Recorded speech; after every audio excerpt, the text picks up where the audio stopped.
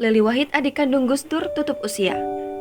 Adik kandung Presiden keempat RI, Abdurrahman Wahid, Lili Khadijah Wahid, tutup usia pada Senin 9 Mei 2022. Kabar ini dikonfirmasi oleh Nahdlatul Ulama atau NU melalui media resmi NU Online. Lili berpulang pada usia 74 tahun di Rumah Sakit Cipto Mangunkusumo, Jakarta Pusat pada pukul 16.28 waktu Indonesia Barat.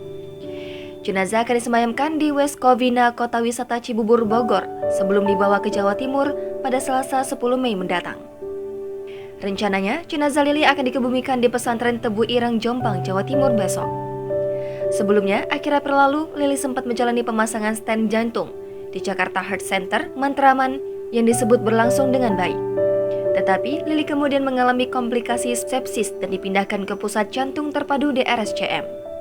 Lili adalah politikus PKB dan sempat menjadi anggota DPR RI periode 2009 hingga 2014 dari daerah pemilihan Jawa Timur.